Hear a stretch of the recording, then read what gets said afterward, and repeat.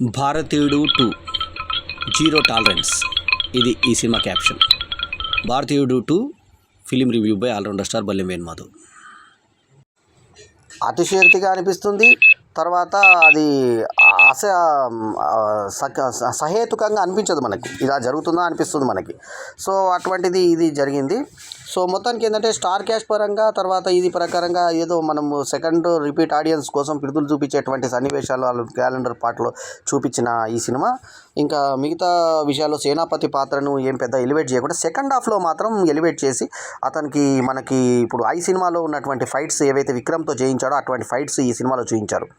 ఈ మధ్య శంకర్ని కొంచెం అపజయాలు పరికరిస్తున్నాయి. ఇప్పుడు వస్తున్నటువంటి గేమ్ చేంజర్ మీద కూడా పెద్దగా హైప్ రాకపోవడానికి కారణం కూడా, ఎందుకంటే మధ్యలో ఐ లాంటి సినిమాలు కొన్ని ఫ్లాప్ అయినాయి శంకర్వి. సో అదే వరుసలో ఈ సినిమా పోతుందేమో అనిపిస్తే సెకండ్ హాఫ్లోకి వచ్చేసరికి మళ్ళీ సినిమాని లేపాడు. సో ఓవరాల్గా సెకండ్ హాఫ్ ఈ సినిమాకి ప్రాణంగా ఉంటుంది. శంకర్ డైరెక్షన్లో ఎప్పుడు ఒక సామాజిక అంశం తీసుకుంటాడు. అయితే ఇందులో ఆ సామాజిక అంశం లంచగొండితనం మీదే మళ్ళీ రిపీట్గా అదే సినిమాలో ఉంది ఇది అంశం కాబట్టి, ఈ ఏళ్ళతో సహా అవన్నీ కూడా ఆ సెకండ్స్ మళ్ళీ భారతీయుడు మళ్ళీ చూస్తున్నట్టు ఉన్నటువంటి చార్మ్ కానీ, భారతీయుడిలో ఉన్నటువంటి చామ్ కానీ, భారతీయుడిలో ఉన్నటువంటి ఊపు కానీ, భారతీయుడిలో ఉన్నటువంటి సంగీతం కానీ, భారతీయుడిలో యంగ్ కమల్ హాసన్ పోషించినటువంటి పాత్ర కానీ మనకి ఇందులో కనబడవు. సిద్ధార్థ్ని హీరోగా చూసినప్పుడు సిద్ధార్థ్ సినిమా పోయినట్టు ఉంటుంది, కానీ కమల్ హాసన్ సినిమా చూసినట్టు ఉంటుంది. అట్లాగే బాబీ సినిమాను హీరోగా పెట్టుకున్నప్పుడు అక్కడ మంచి ఒక పెద్ద హీరోని పెట్టుకుని ఉంటే ఇంకా బాగుండేదేమో అనిపించింది.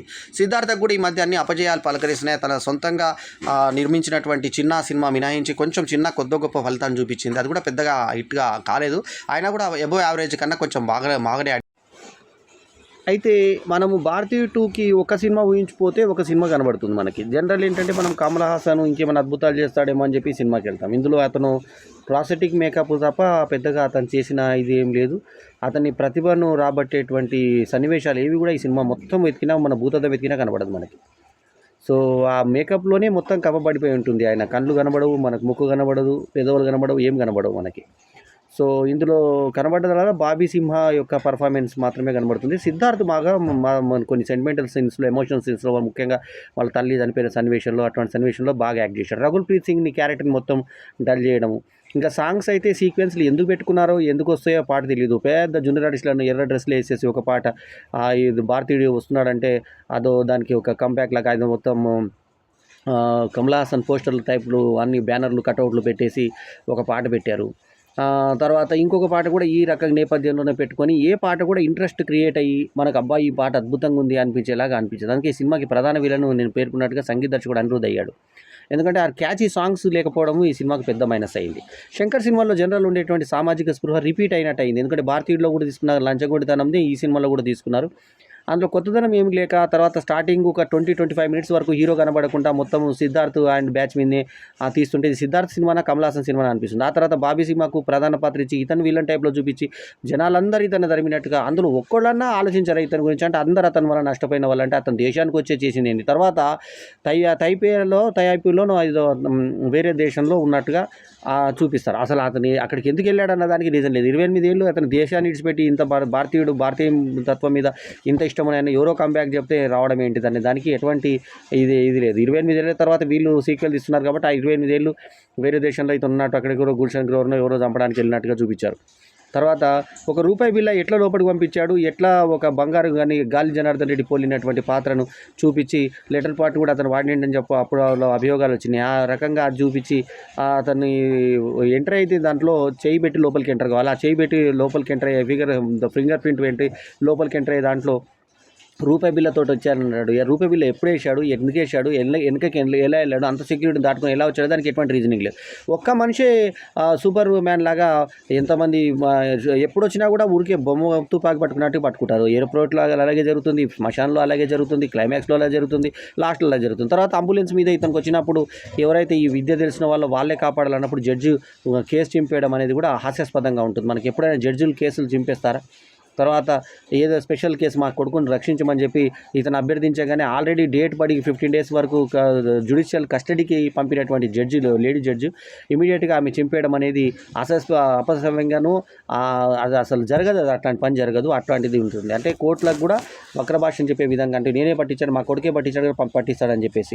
తర్వాత నీళ్ళు పోయి సముద్రం అవుతుందని చెప్పి తను చెప్పిన డైలాగులన్నీ చిన్నపిల్లల వీడియోలాగా ఒకరు పెన్ కెమెరా పెట్టుకొని రికార్డ్ చేయడం, ఇంకొకడేమో యాడ్ ఫిలిం చేస్తున్నా అంటే యాడ్ ఫిలిం చూస్తున్నాడా, అక్కడ తన ప్లేట్లు గిన్నెలు అవన్నీ తీసి ఆ పాతయన్నీ చేసి జమ చేసి టిఫిన్లు పెడుతున్నాడని చెప్పి టూరిస్టులకి, ఆ బస్సులు డ్రైవర్లు అక్కడ ఆపుతున్నారని చెప్పేసి ఆ బస్సు డ్రైవర్ల కండక్టర్లకి ఆ ఉద్యోగాలు పోయేలాగా చేసి ఆ కేసు శిక్ష పడిందని 1 year ఆ క్యాంటీన్ మూతబడిందని చెప్పి చెప్పడం అంతా కూడా అసహ్యంగా ఉంటుంది. అసలు అట్లా జరుగుతుంది ఎక్కడన్నా అనే విధంగా ఉంటుంది. సరే, ఒకవేళ జరిగిన దానికి వాళ్ళందరూ దగ్గర వాళ్ళు, అక్కడేమో రిలేటివ్ ఉంటాడు, ఒకదేమో కొడుకు ఉంటాడు, ఇంకో వేరే ప్రాంతాల్లో కూడా ఒక కూతురు తండ్రిని పట్టించినట్టు, ఒక కొడుకు తండ్రిని పట్టిస్తే కొడుకు నెత్తి మీదకి వెళ్ళి బాటిల్ పెట్టి పలగొట్టినట్టు, ఎవరైనా అట్లా సొంత అన్నను ఒక చెల్లెలు ఎక్కడో దగ్గర పంపించినట్టు. ఇది ప్యాన్ ఇండియా సినిమా కాబట్టి రకరకాల నేపథ్యాలు ఉండాలని గుజరాత్, పంజాబ్, ఉత్తరప్రదేశ్ ఇలా రకరకాల నేపథ్యాలు తీసుకొని రకరకాలుగా మనుషులను మాండలికాలను తీసుకొని అక్కడ భాషలు కూడా వేరే రకంగా భాషలు, తైపులో ఇక్కడ వేరే దగ్గర జరిగినట్టు వేరే కంట్రీలు తీసుకొని అవంతా కూడా ప్యాన్ ఇండియా సినిమా మూమెంట్ కోసం అతికించినట్టుగా ఉన్నది. అంటే పులికి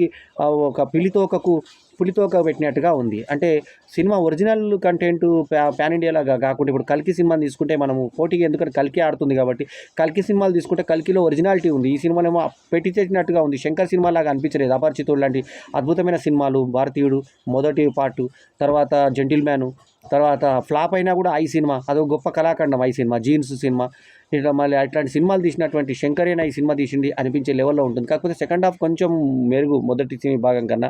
అయితే భారతీయుడు ఎక్కడ కూడా నువ్వు ఇట్లా చేయి, నీ తల్లి కొడుకుని బట్టి తండ్రిని బట్టి అని ఎక్కడ చెప్పడు. వీళ్ళే అనుకొని భారతీయుడిని వచ్చి లాస్ట్ శ్మశాన దగ్గర వచ్చి నువ్వే చేసావు, నువ్వే లాస్ట్ చేసావు అని చెప్పి అతని మీద పడి ఏడవడం, జనాలందరూ కూడా అతన్ని తరమడము, ఎవరో దొంగను జేబు దొంగనో లేకుంటే బందిపోటు దొంగనో తరిమినట్టుగా, పాకెట్ మారిని తమ్మినట్టు లాస్ట్ ఒక మాట కూడా అంటారు, పాకెట్ మారి అతని పెద్ద ఇది అని అనడము. సేనాపతి అంటే మామూలు విషయం అనేది సేనాపతి పరువు తీసే విధంగా తీశారు.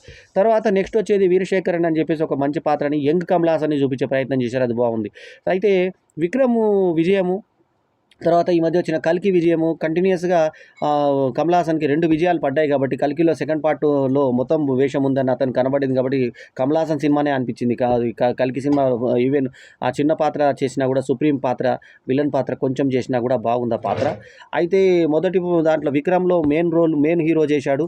ఆ తర్వాత నెక్స్ట్ అందులో విజయ్ సేతుపతి క్యారెక్టర్ వేసేటు, తర్వాత ఇంకొక అబ్బాయి మనకు పుష్ప ఫేము విలను, అతను చిన్న పాత్ర ముఖ్యమైన పాత్ర చేశాడు కాబట్టి ఆ ఇద్దరు హీరోలు ఉన్నా కూడా మొత్తం విక్రమ్ మీదే, అంటే కమల్ హాసన్ మీదే ఆ సినిమా నడవడం జరిగింది. సో ఆ సక్సెస్ను కల్కి సక్సెస్, ఈ 2 సక్సెస్ల వల్ల కొంచెం పక్కకు పట్టాలు తప్పి పక్కకున్నటువంటి భారతీయుడు 2 ప్రాజెక్ట్ మళ్ళీ బయటికి రావడానికి ఉపకరించి, ఓపెనింగ్స్ కూడా ఉపకరించిన విధంగా సాగింది. మొత్తానికి ఈ భారతీయుడు 2 ఈ 12 జూలై 2024 విడుదలయ్యి శుక్రవారం రోజున 180 నిమిషాల 4 సెకండ్ల నిడివితో వచ్చినటువంటి ఈ సినిమా యూఏ సర్టిఫికేట్ని తెచ్చుకొని 4/5 రేటింగ్ని నా ద్వారా పొందింది. 4/5 ఇస్ మై రేటింగ్.